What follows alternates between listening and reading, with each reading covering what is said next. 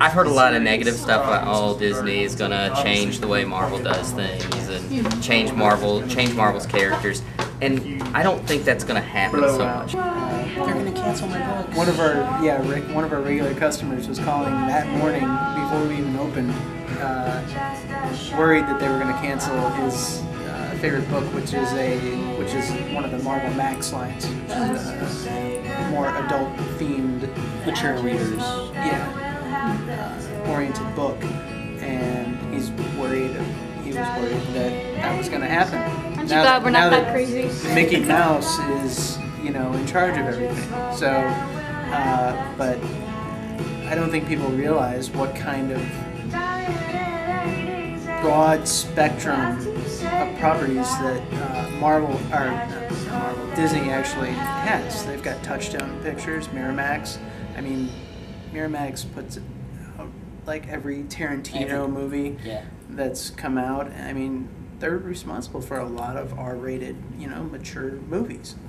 Right. I don't see them putting a kibosh on a comic book that was aimed at a mature audience already. I wouldn't be surprised if they don't take some. They're going to have some interest in having a say in what they do and some things. But Disney is involved in a lot of companies that you really don't ever know that Disney's involved in. And I think I think it won't be as intrusive as a lot of people are afraid it will be. I don't think they're going to. I think a lot of the properties that are out there will continue. And of course they want to get involved in those properties. I mean, the Marvel Studio stuff with Iron Man and things like that is huge right now. And I think they'll have some say, but I don't think it'll be very intrusive. I think that ultimately it's going to wind up being a good thing. I think it was sort of Disney deciding after many, many years that it was time to keep up with the Joneses, if you will. I mean, Time Warner has had DC for a long, long time now, and it was probably about time that that Disney had a publishing arm that could get to the kinds of audiences that they wanted. But I think that mostly my feelings about it are positive, because I think that means that Marvel Studios is going to have a larger budget for publicity for their films, as well as the Disney machine of publicity, and that it ultimately will mean that they'll have a bigger budget for their films. I mean, one of the things that everybody's been talking about is how are you going to have an Avengers movie with all the star talent that you've already established for your individual characters all in the same movie. The budget for just those characters, just those actors, would be ridiculous. But with Disney's pockets to use, certainly help out with that. Mm-hmm. I actually think it's a good thing for not just Marvel, because it's going to help them get their comics now. Instead of just in a comic shop, Disney has the power to get comics into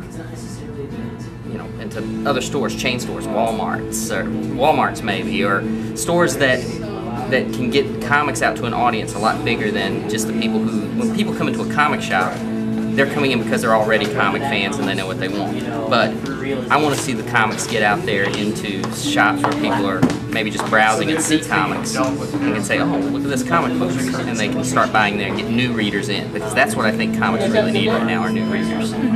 And another thing that is horribly humorous is that Disney's characters have been licensed out to another comic book company. Yeah, the publishing of Disney comics, Mickey Mouse and Friends, Disney, Donald Duck, all of the Pixar characters are all currently held by Boom Studios, which is a much smaller publisher.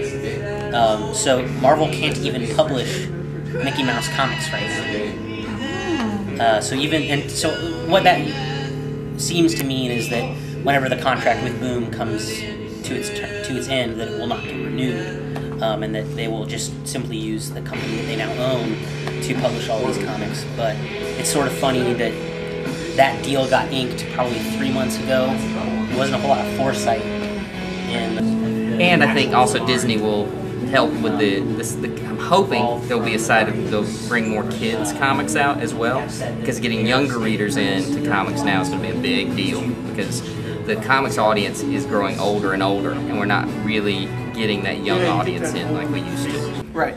There were two really great points that were raised, though, that one of which speaks to what you just said.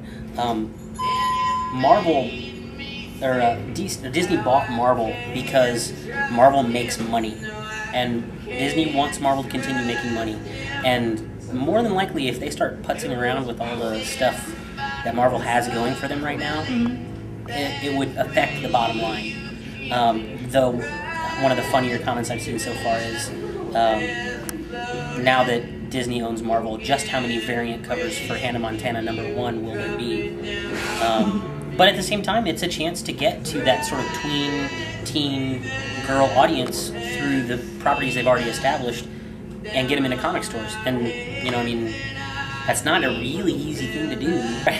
Present company excluded, there are not a whole lot of teenage girls who come into this comic store and who are, looking for something other than manga. If it takes getting them in early because of Hannah Montana or whatever else, and then they're familiar with the language of comics and they can enjoy it beyond that, then that's really the most important thing.